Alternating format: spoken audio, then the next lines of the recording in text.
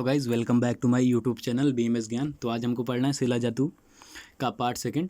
और ठीक है, तो पार्ट फर्स्ट में हमने देख लिया था शिला जतु के पर्याय, शिला जतु के भेद, शिला जतु का इतिहास और शिला जतु का प्राप्ति स्थान। ठीक है, तो अब हम देखते हैं शिला जतु शोधन की आवश्यकता, इसके बाद शिला जतु शोधन। तो शिला जतु शोधन की आवश्यकता, हमें शिला जतु की शोधन क्यों करना पड़ता है, क्यों आवश्यक है शोधन करना। ठीक है, तो यहाँ से हम देख लेते हैं कि क्यों आवश्यक है। तो अशुद्ध शिला जतु का अगर हम सेवन करते हैं तो उससे जो विकार उत्पन्न होते हैं, जैसे दाह, मूर्छा, भ्रम, रक्तपित्त, क्षय, अग्निबंध एवं विबंध रोग, तो अगर हम बिना शुद्ध किए हुए शिला जतु का सेवन कर लेते हैं तो हमें ये रोग उत्पन्न हमारे शरीर में हो जाएंगे। इसलिए हमें शिला जतु का जो शोधन है इसलिए आवश्यक है। ठीक है, तो अशुद्ध शिला जतु से सेवन से दाह, मूर्छा, भ्रम, रक्तपित्त, क्षय, अग्निमंद और विबंध रोग उत्पन्न हो जाते हैं। ठीक है, अब देखते हैं हम शिला जतु शोधन।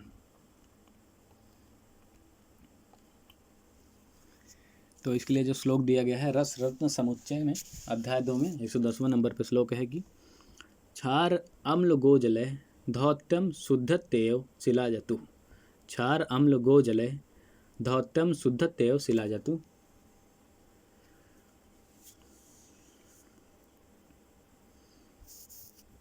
अर्थात क्षार, अम्ल एवं गौमूत्र से धो लेने से शिला जतु शुद्ध हो जाता है। पहला ये हो गया। इसमें तीन प्रकार के शोधन बताए गए हैं, या 3 प्रक्रिया बताई है शोधन की। आप कोई भी यूज़ कर सकते हो उसमें, जैसा आपको अवेलेबल हो। तो क्षार, अम्ल और गौमूत्र में धो लेने से शिला जतु जो होता है वो शुद्ध हो जाता है। दूसरा जो दिया गया है रस रत समुच्चय अध्याय 2 में 111 नंबर पर जो श्लोक है कि शिला धातुम चा दुग्धेन त्रिफला मार्क द्रव्य। शिला धातुम चा दुग्धेन त्रिफला मार्क द्रव्य लोह पात्रे विनिक्षेप्य शोधिये दाति यत्नता। लोह पात्रे विनिक्षिप्य शोधिये दाति यत्नता। अर्थात गोदुग्ध, त्रिफला, क्वाथ या भृंगराज स्वरस में शिला जतु को लौह पात्र में घोलकर धूप में सुखाने से शिला जतु शुद्ध हो जाता है। अगर हम गोदुग्ध ले लें, त्रिफला, क्वाथ या भृंगराज स्वरस, इनको मिलाकर और शिला जतु को मिलाकर लौह पात्र में इनको घोलकर धूप में रख दें या धूप में सुखा दें तो शिला जतु का शोधन हो जाता है।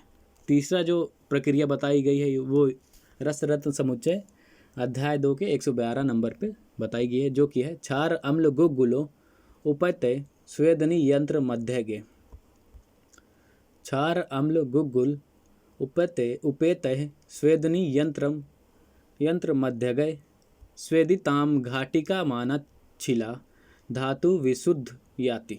स्वेदिताम घाटिका मानच्छिला धातु विशुद्ध याति। अर्थात क्षार, अम्ल, गुग्गुल के साथ शिला जतु को स्वेदनी यंत्र में रखकर, क्षार, अम्ल और गुग्गुलू के साथ शिला जतु को स्वेदनी यंत्र में रखकर 1 प्रहर स्वेदन करने से शिला जतु शुद्ध हो जाता है। ठीक है, तो पहला हमने देखा था कि क्षार, अम्ल या गौमूत्र में धो लेने से शिला जतु शुद्ध हो रहा था। दूसरा प्रक्रिया देखी थी कि हम गोदुग्ध, त्रिफलाकात या भृंगराज स्वरस को शिला जतु के साथ रखकर लौह पात्र में सुखा लेने से शिला जतु शुद्ध हो जा रहा था।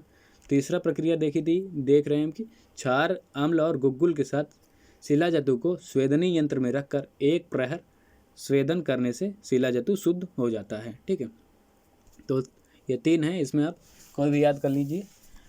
अगर आपको याद ही करना है तो ये लास्ट मतलब 3rd प्रक्रिया याद कर लीजिए, जिसमें क्षार, अम्ल और गुग्गुल के साथ शिला जतु को स्वेदनी यंत्र में रखकर 1 प्रहर स्वेदन करने से जो प्रक्रिया बताई है आप वही याद कर लीजिए। ठीक, शिला जतु का शोधन 2 विधियों से बताया गया है, जिसमें पहला है सूर्य तापी विधि और दूसरा है अग्नि तापी विधि। देखते हैं सबसे पहले सूर्य तापी विधि। तो सूर्य तापी विधि में बताया गया कि शिला जतु शोधन अर्थ शिलाजतु शोधन करने के लिए त्रिफलाक्वाथ आदि द्रव्य पदार्थों में शिलाजतु को घोलकर कपड़े से छान लेना है। फिर छानने के बाद सूर्य की धूप में सुखाकर गाढ़ा कर लेना है।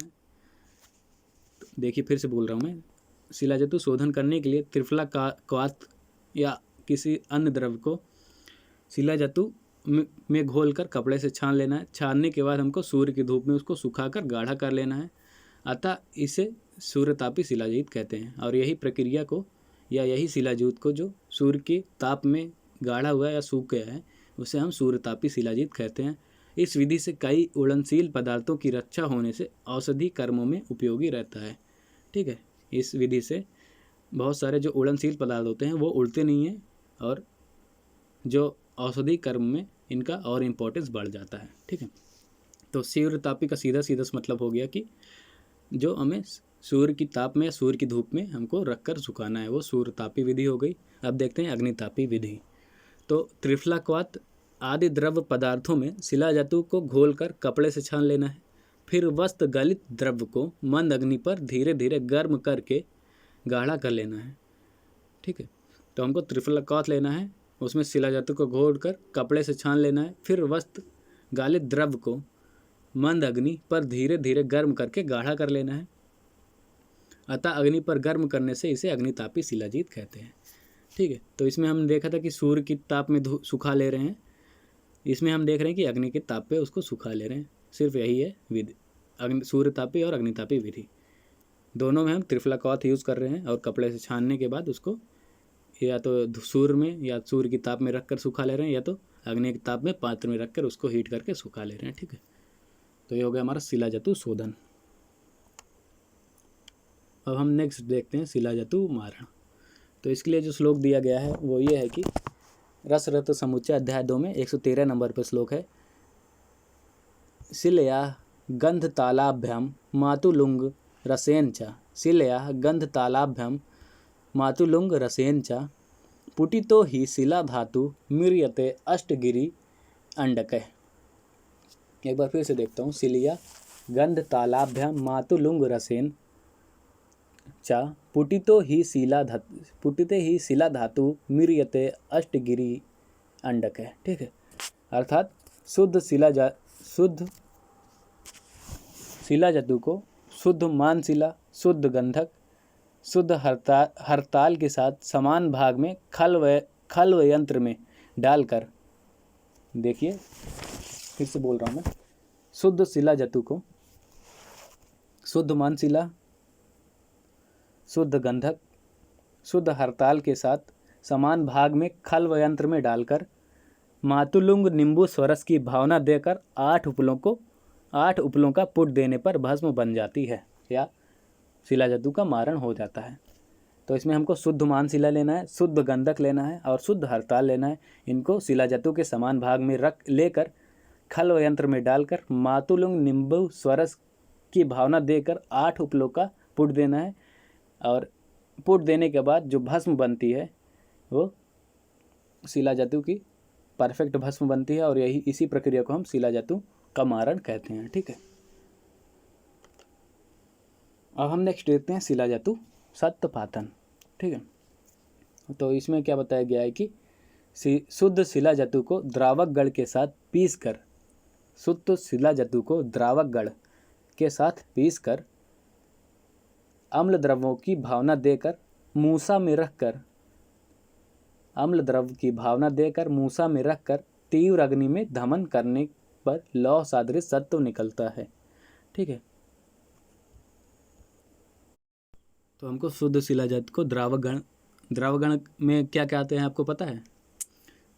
चलिए मैं बता देता हूँ क्या क्या आता है। द्रावकगण में आता है गुंजा, मधु, गुड़, घृत, टंकर और गुग्गुल। ठीक है, फिर से गुंजा, मधु, गुड़, घृत, टंकर और गुग्गुल।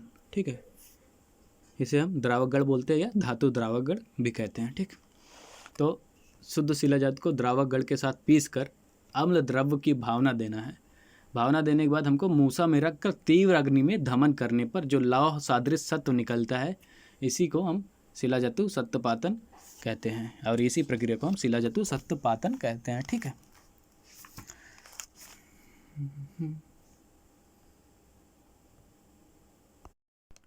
अब हम नेक्स्ट देखते हैं शिला जतु की मात्रा। ठीक है, तो हमको शिला जतु की मात्रा 2 रत्ती से 8 रत्ती तक लेना है। नॉर्मली यही है, 2 रत्ती से 8 रत्ती तक। ठीक है, और बल एवं काल आदि को ध्यान रखते हुए ये 2 रत्ती से 8 रत्ती तक की मात्रा का प्रयोग करना है। ठीक है, आचार्य चरक ने शिला जतु का जो मात्रा बताई है या मात्रा निर्धारित की है वो उन्होंने 3 प्रकार की निर्धारित की है, जिसमें उन्होंने पहला बोला कि या तो 1 कर्ष लेना है या आधा पल या हमको 1 पल, 1 कर्ष, आधा पल या 1 पल। तो उन्होंने इस प्रकार 3 प्रकार से मात्रा की निर्धारित की है। ठीक है, अब हम नेक्स्ट देखते हैं शिला जतु अनुपान।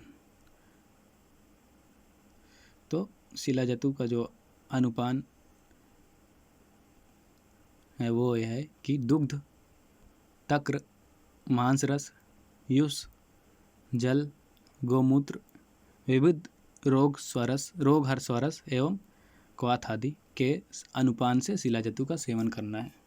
तो हमको दुग्ध या तो दुग्ध के साथ सेवन करना है, या तक्र के साथ, या मांस रस के साथ, युष, जल, गोमूत्र या क्वाथ आदि के साथ हमको शिला जतु का सेवन करना है। ठीक है,